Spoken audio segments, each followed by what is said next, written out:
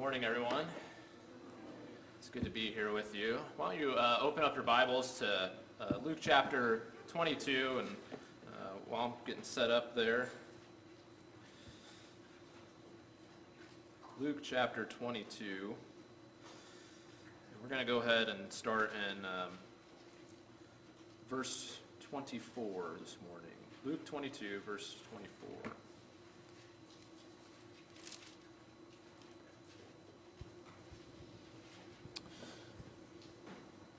Before we get started, I just wanted to make mention of the fact that the weekend of October 4th through the 6th, I put flyers in the back there on the little stand there before you leave the auditorium in here that you can grab on the way out. But October 4th through the 6th, we're going to have Dr. Buddy Payne coming out to do a gospel meeting for us to give a series of lectures, really is what it will be.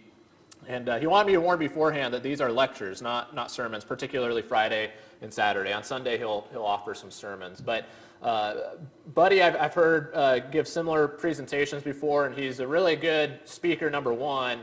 But number two, when it comes to this issue, he's actually qualified to speak about it. And I can't remember all the exact details concerning his qualifications as far as his education. But I remember he got like a full ride scholarship to Harvard way back when. That was one leg of his education until he eventually got his doctorate degree at the University of South Florida in this field. And so he's a really smart guy, and if I were to speak on these things, I'm like trying to figure it out, the week leading into the sermon. When he speaks on these issues, number one, he's going to have way more insights than anything I could even begin to scratch the surface of myself. But he's actually going to, give it to you in a way that's digestible. He's also was an educator in this field for years as a college professor, so he's used to teaching this to people that don't have doctorates like me, or any kind of degree for that matter. And so I think that you'll really get a lot out of this. I think your kids will get a lot out of it as well. And so hopefully you can make it out for that October 4th through the 6th. As I said, there's a schedule in the back on the flyer there that you can grab on your way out.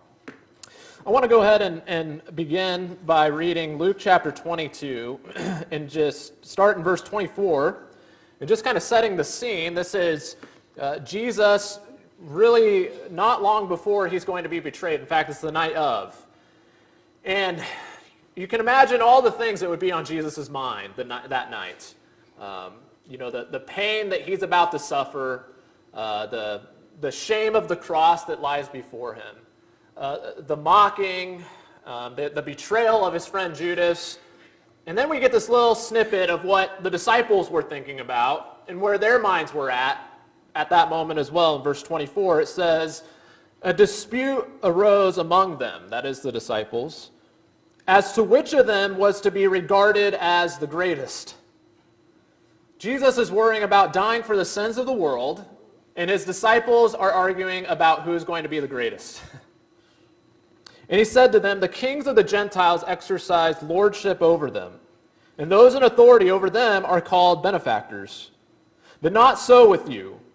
Rather, let the greatest among you become as the youngest, and the leader as one who serves. For who is the greater, one who reclines at table or one who serves? Is it not the one who reclines at table? But I am among you as the one who serves. You are those who have stayed with me in my trials. And I assign to you, as my Father assigned to me, a kingdom, that you may eat and drink at my table in my kingdom, and sit on thrones judging the 12 tribes of Israel." If you've been with us at all in the last couple months, we were going through a series that looked at the 7 sayings of Jesus. And this is going to be a different series that's unrelated to that, but I find the timing of this to be perfect. Because the elders, what I'm doing here, this is the first lesson in a series, as the elders here are concerned and are looking at potentially installing new leadership. Not that they're going away, that's not their plan anytime soon. But, there's a legacy that they would like to have carried on, and they would like the leadership here to continue that has existed here now for the last 40 years. And so the elders are thinking about appointing new deacons and new elders, and so we know that as a congregation, that's not something that the elders just take upon themselves. That this is something that all of us play a part in, that we can express our voice as we go through this process. And I just find that the timing to be perfect, because when we're talking about any kind of leadership, whether it's elder or deacon or just any kind of leadership whatsoever, we're first of all reminded of the fact that Jesus is the paragon. He is the ultimate leader when it comes to what leadership means. When you think about the titles that he carried, he was a teacher. He refers to himself as being a master. He's Lord. He is King of Kings. All of these titles allude to the idea of being a leader. And so we're surprised when we see our leader hanging on the cross. And yet it's fitting for God's people, as we'll see his words this morning, that the cross defines us in every area of life. It is something to transform us. It is an example to be followed as we look at Jesus on the cross. And that is especially true when it comes to leadership. There's all sorts of different leadership advice, and there's leadership gurus out there, and all of them have varying degrees of quality of advice, from really good advice to absolutely toxic. But whatever our idea of leadership that exists in the world is, we are surprised when we look up at Jesus on the cross, and Jesus says, this is what leadership looks like. That's not the picture that we are used to seeing. That's not a picture that we are expecting to see. And yet in everything, we are to follow Jesus' instructions and his example wherever it is possible. And so what does leadership look like for Jesus? What does leadership look like through the eyes of a Christian? What is leadership supposed to look like in the eyes and within the context of a church? Or really, just to put all those questions together, how would Jesus have us to lead? That is the ultimate question. That is the question that must be constantly before our minds and our eyes as we select deacons and as we select elders, and even as we perhaps currently serve in those positions ourselves. When we look at leadership within the context of the church, it's not about what we learned in business school. It's not about what we learn in the workplace. It's not about what we learn in military life. It's not about what we learn in athletics. It's about, what does Jesus say? What do we learn from Jesus as far as what leadership is supposed to look like? How did he do it? How would Jesus have us to lead? And so a lot of times when we appoint elders and deacons, the first place we go to is 1 Timothy 3 and the book of Titus, because that's where we find the qualifications for elders and deacons. And we're going to do that a little bit in the next couple of lessons, but I believe we would be remiss if we didn't first consider what Jesus said in the example that he offered simply for leadership in general. And so that's what I want to talk about with our text in Luke chapter 22. I want you to notice, first of all, he points the attention of the disciples. He talks about the leadership that exists in the world. He hears them talking about and arguing about who's going to be the greatest one after Jesus leaves. Who's going to have the greatest legacy? Who's going to be the most renowned out of all of the 12 apostles that sit there at Jesus' table? And Jesus interjects and he says, listen, the kings of the Gentiles, that's the kings of the Roman world. That's all the kings that rule in the known world that they are familiar with. All the people in positions of authority and in government. He says, the kings of the Gentiles exercise lordship over them, over their subjects. And he says, those in authority over them are called benefactors. This word that Jesus uses, which here is translated lordship, which that's literally what it means. But in 1 Peter 5 and verse 3, Peter gives us a little bit of a different sense of what this word means.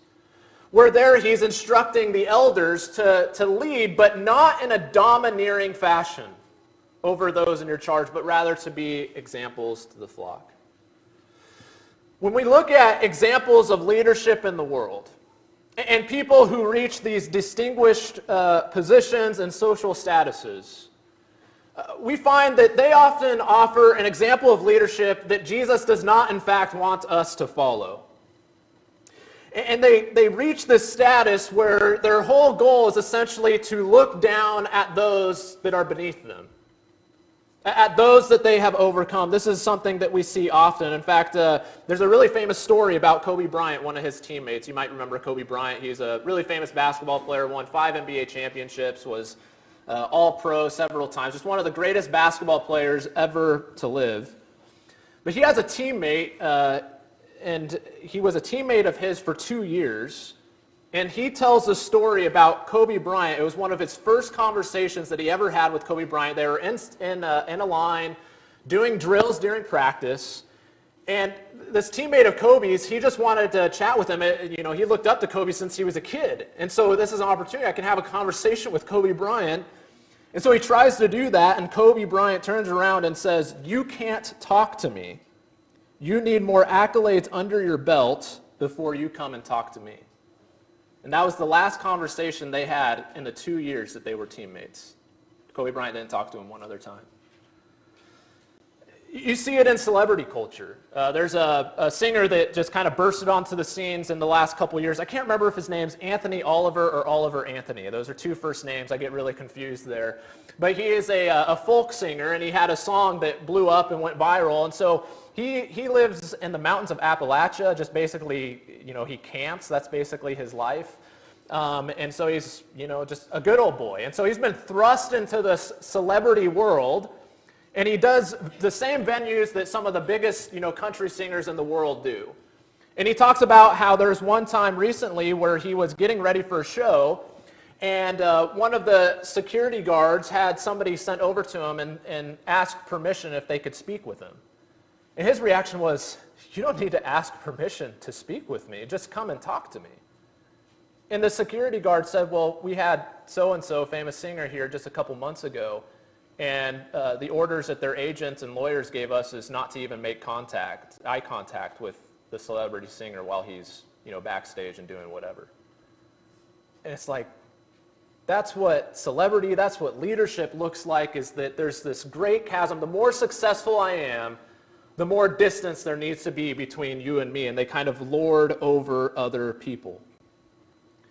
If we aren't careful, as Christians, we can do the same thing, albeit in more subtle ways. We basically say, "I'm up here, and you are down there." And a similar chasm can begin to exist between God's people. It happens when we say things and we have this attitude where we say, "I've been a Christian longer than you," or "I'm more well-read than you are. I've got more experience than you do. I have more degrees. I got a degree in the Bible. I got more kids than you do. I got a better family. I got a better marriage. I got more career success or a better job than you. I have more responsibilities than you. You're out of touch. I'm older than you. You're just a kid. I'm the preacher. I'm the elder. I'm the deacon." We might not say those things, but as we kind of get our footing in this world, and when we distinguish ourselves through success or through leadership roles, we can find ourselves staring down at the people around us that God tells us to love. This is exactly the issue that the Pharisees struggled with. If you turn over to Matthew chapter 23, and it's there where Jesus is rebuking the Pharisees. And because these guys, as Jesus says, they sit on Moses' seat. And what he means by that is that they were the religious leaders of that day. And unfortunately, what Jesus had to say here is he said, "Do what they say, but not as they do. Because they teach, but they do not practice." And so if you see that in verse 2, it says, "The scribes and the Pharisees sit on Moses' seat. Do and observe whatever they tell you, but not the works they do, for they preach but do not practice. They tie up heavy burdens hard to bear and lay them on people's shoulders, but they themselves are not willing to move them with their finger. They do all their deeds to be seen by others, for they make their phylacteries broad and their fringes long. And they love the place of honor at feasts and the best seats in the synagogues, and greetings in the marketplace, and being called rabbi by others. But you are not to be called rabbi, for you have one teacher, and you are all brothers. And call no man your father on earth, for you have one Father, who is in heaven. Neither be called instructors, for you have one instructor, the Christ. The greatest among you shall be your servant. Whoever exalts himself will be humbled, and whoever humbles himself will be exalted. Look at the Pharisees. Everything about their life was about showing people who's in charge. Was about showing people how much better they were. And they did this through everything, even down to the way that they dressed. They dressed in a way that said, look, we're the religious ones. We're the ones that know the Bible, and you don't. Listen to us. They did it when they would go into a feast, and they would take the best seats of honor in the synagogues. And the best seats of honor during a feast. Everything that they did, even the titles that they expected other people to greet them with, calling them father or rabbi or teacher. These were all things that they expected other people to call them. Even their name, Pharisees, you know what that means? It means separated ones. They're telling people, we're here and you're over there. We're up here and you're down there. The Pharisees were just as guilty of this as the Gentiles as they exercised this lordship. Everything about their life was about exalting themselves. Jesus says, don't do that. If you want to be great, you be a servant. Because whoever exalts himself will be humbled, and whoever humbles himself, God will exalt. I want you to notice the other thing that Jesus says. He goes on and he says, those in authority over them are called benefactors. That's not a word that we use very often. It's just the opposite of a malefactor. Malefactor is a criminal. That's how it's translated in the New Testament. A benefactor is simply refers to a doer of good. And you say, well, what's wrong with that? I mean, this word is often used in the New Testament. It describes just that. Sometimes it's a word that's used to describe God. God's a doer of good deeds, is he not? But what's ironic about this title is that this was a title that these leaders and these people in position of authority demanded that the people call them. In other words, it was a title that was assumed by tyrants. And the whole idea behind being remembered as a benefactor, whether it was a Caesar or sometimes it was a tyrannical pagan deity that they would call a benefactor and give this title. But when the leaders would expect people to call them this, it tells us that the thing that they were most concerned about was getting acknowledgement for all their good deeds.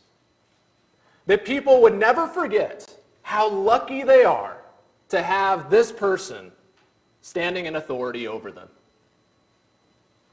And so to be real clear, this is a title that shows us that these kinds of leaders, they're not really concerned with doing good. They're not really concerned with helping people. They're concerned with something that's related, but ultimately totally different.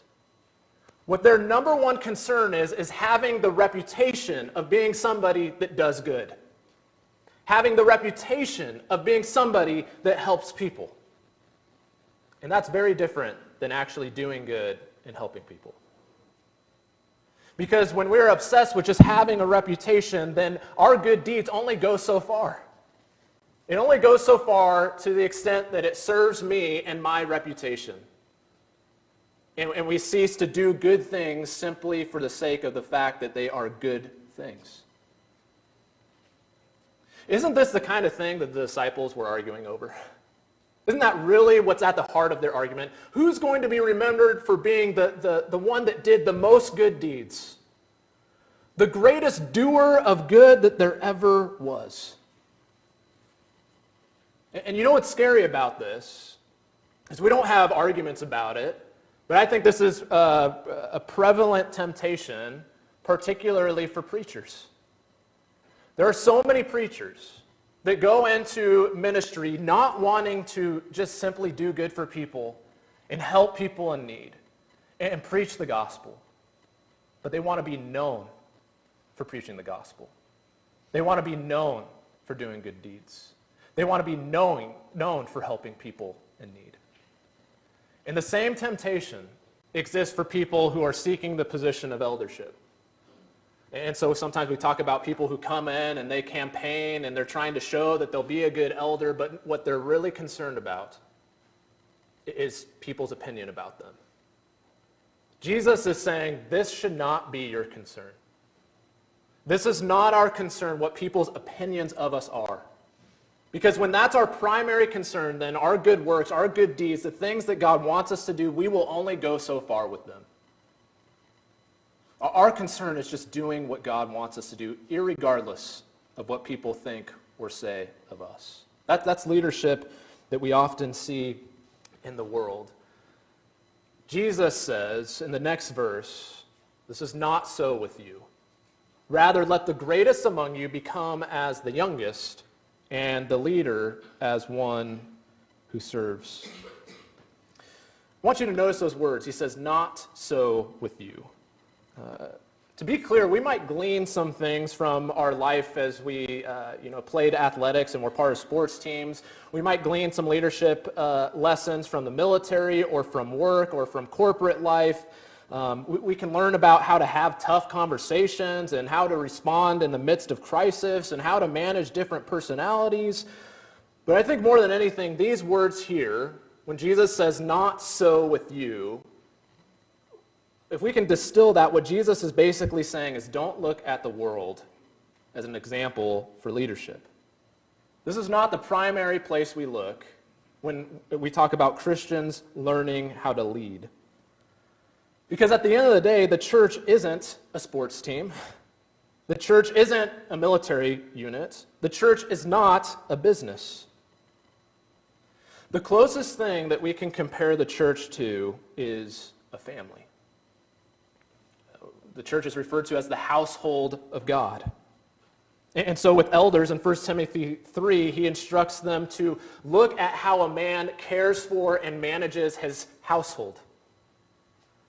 Not his business, not his schoolwork, not his military unit, not his servants. Look at how a man manages and cares for his family. And that'll tell you and give you an idea of how this man will do in the position of shepherd or elder. Just for a moment, can you imagine running your family like a sports team? Sorry, you let us down on this one. You're off the team. You're cut. My parents probably wanted to do that from time to time, but it's neither here nor there. Or a business, where it's all about performance, or a military unit. The problem with those areas of leadership is that in each of those things, people are looked at as tools. People are looked at as objects. And if they're not helping us meet the means that we're after, meet the end that we're after, well, then we no longer have any use for them. There are families that do operate like that, though, aren't there? And you'll notice that that never yields positive results. A family, just like the church, if one's going to be a leader in it, requires a unique set of tools. It's unlike anything else that you will do in this world. And so surprisingly, what Jesus says here is he says that the leader is to be as one who serves. This has kind of become a cliche by now, but people talk about the idea of servant leadership. And I think that phrase really encapsulates what God wants his people to be like as leaders, not just within the church, but in everything that we do. He wants us to have the attitudes of servants in our leadership positions. And this is how that's defined by one person. I found this on the internet. I thought it was a good definition. They said, servant leadership is an approach to leadership where the leader puts the needs of others before his own desires and acts as a servant first. One of my favorite stories, I worked at Costco for several years, and I heard it wasn't the CEO, it was a district manager, but he related a story where the CEO of Costco was walking around the warehouse with the warehouse manager. So the warehouse manager is below the CEO, obviously, right? And they're doing a walkthrough, and you know that Costco, it's like Disneyland, right? They want the ground to constantly be swept and bathrooms to be clean. They don't want to see any filth or any disorganization. They want a store manager that's going to be on top of that stuff.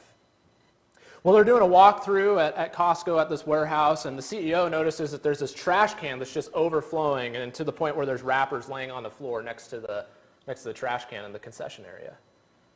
And the CEO says, "What's going on there? We need to get somebody to clean that." And the Costco warehouse manager, he says, "Oh yeah, no problem." He gets his walkie-talkie out. He says, "Hey, can you get so-and-so to come over here and clean up this garbage that's over here?" And the CEO goes, "Do you not know how to throw away garbage?" And he says, "Here, let me show you." And in slow motion, for a very long, drawn-out period of time, for about 5 minutes, he said, "Yeah, first of all, step one is you bend over and you pick up the piece of garbage, and then you put it into the trash can, and then you take the garbage bag and you tie it in a knot so the garbage doesn't come out, and then you take it out of the trash can, and then you walk it back to the trash compactor, and you throw it away." And it was just like the most humbling experience for this warehouse manager. But the lesson that CEO was trying to teach is that when you see a problem, don't be somebody that's just constantly pointing at problems and telling other people to fix it. If you see a problem, set the example and be the one who goes and fixes it yourself. And that always stuck with me, because that is the idea of servant leadership. It's as Peter said in that earlier passage, the elders are not to be domineering, but examples to the flock. I will add this caveat. This does not mean that a leader never asks someone else to do something, or never has to rebuke or give constructive criticism. That is just a reality, particularly of being an elder. But I'll say this: when our life is characterized by service, when it comes to demands, criticisms, and even rebukes, when our life is characterized by service, those criticisms, those rebukes will be far more effective than if we're just known as somebody who's always criticizing, always rebuking, always telling people what to do. You know, because you have bosses like this who always go the extra mile for you, who always lead by example, who are always the first one to go out and solve the problem. And when you disappoint that boss, it cuts like a knife, doesn't it? That's the idea of servant leadership. We are far more effective when we're leading by example than simply pointing at problems and telling people what to do and making demands. And so just think about this idea where Jesus says those who lead are to be as servants. Think about what a servant does, especially in those days, and what the life of a servant was like. When I think about a servant, I think about somebody who does far more than they tell other people to do things.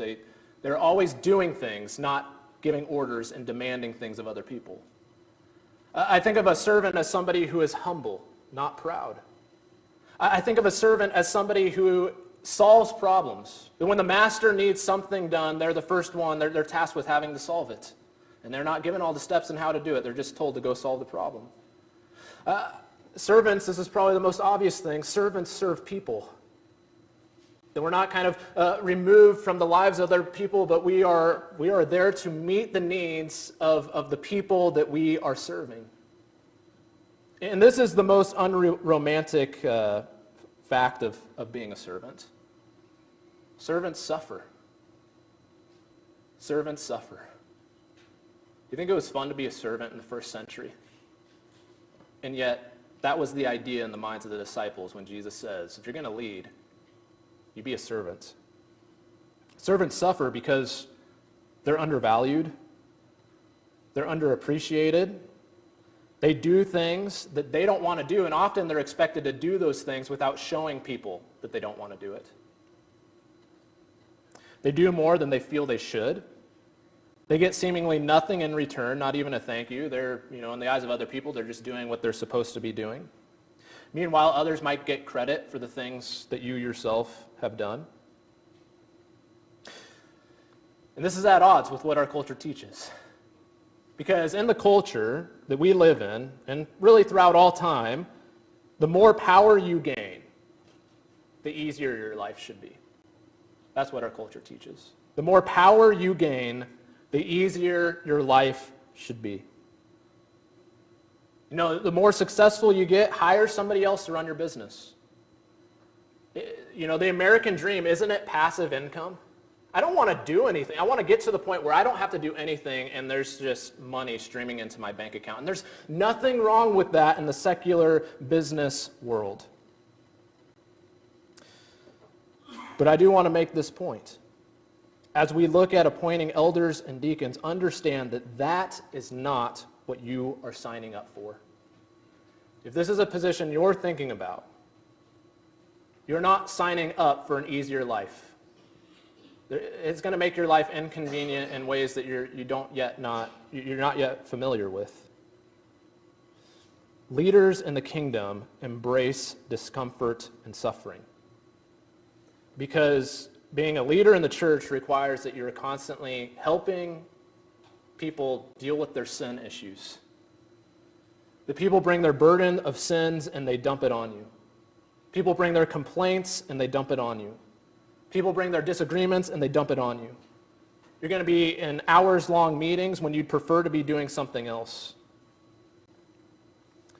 You'll find that what you want is constantly taking a back seat to what others need, if we're doing it right. If my desires, if my needs are always coming first, and that's my leadership style, we are not leading like Jesus. That's really the bottom line of all this, isn't it? Jesus isn't asking his disciples to lead in a way that Jesus himself wasn't leading. And that's amazing when you consider that this is our King. Look at what Jesus says in verse 27. He says, who's the greater? He sets up this illustration. Who's the greater, one who reclines at table or one who serves? Is it not the one who reclines at table? Look at that question that he's forcing them to ask. He sets up a scene where it revolves around a banquet, a great feast, and we all know that when you go to a great feast, a great banquet, in those days, who was the great one when you go to those kinds of things? Is it the people that are waiting on tables and bringing drinks and bringing food to all the guests? Or is it the king in his fancy robes sitting at the head of the table being waited on? It's the king. But what Jesus is doing when he asks this question, I believe, is he's trying to get the disciples to ask, who's greater? You or me? That's what they've lost sight of as they're arguing about who's going to be the greatest. Because you can be the greatest out of 12 mere men. But how great of a distance is there between the greatest of these 12 men and the greatness of Jesus? So what are we arguing about? Jesus is the greatest man who ever lived. Whatever hierarchies exist, Jesus is at the top of all of them. He is King of Kings, he is Lord of Lords, and yet look at the last sentence of this verse. He says, I am among you as the one who serves. Jesus is saying, if there was a great banquet that I were throwing, don't get it twisted, he's the king. He's the greatest one in the room, but Jesus says, you want to know how you would see me? You wouldn't see me wearing fancy robes, being waited on, being served at the head of the table. You'd see me dressed like a servant, bringing people their food and drink. And in fact, that is precisely what Jesus does on this very night in John's account, where he gives them the example of him washing the feet of the disciples. And what does he do? He undoes his clothes and he ties it around his waist. That is how a servant would dress. And he gets down on his knees and he cleans the feet of the disciples. He says, I'm among you as the one who serves. And then he would do it again in the next morning when he went to Golgotha and he died on the cross for our sins. Was it uncomfortable? Yes. Was Jesus undervalued? Yes. Was Jesus underappreciated? Yes. Was it unfair? Yes. Was Jesus the greatest man there ever was? Yes. It's no coincidence that he was also the greatest servant there ever was. This is leadership in the kingdom. While all his disciples are thinking of themselves, arguing over who was greater, Jesus was serving and thinking about how to serve. I think about Matthew, as he shares a similar story. And I think about the other disciples, they no doubt related this story. And as they reflected on it with hindsight, how foolish they must have felt to be arguing about who would be greatest when Jesus was thinking about the fact that he was going to die the next day. This is what happens when we lose sight of what Jesus has accomplished for us, when we fail to understand just how great of a servant Jesus was. We begin arguing and bickering and making it about ourselves when we ought to be staring at Jesus on the cross. So this isn't a lesson where I teach you anything new. And the only question that, if I've done my job this morning, you are asking this question right now. Why would anybody sign up for that? But can I be honest with you? This is a question that we don't ask when we sign up to be an elder or deacon. This is a question that we should be asking when we sign up to follow Jesus. When he says, if anybody comes after me, let him deny himself daily. Follow me. Why would anybody sign up for that? The reason we appoint elders and deacons is only because they have learned to put these teachings into practice. They have actually shown that they deny themselves daily as they follow Jesus. But why would anybody want to do that? Jesus says, in verse 28 through 30, you are those who have stayed with me in my trials, and I assign to you as my Father assigned to me a kingdom. You may eat and drink at my table in my kingdom and sit on thrones judging the 12 tribes of Israel. I'm not sure exactly what to do with that last portion of that verse. I think there's a promise here that is specific to the 12 apostles that Jesus is making.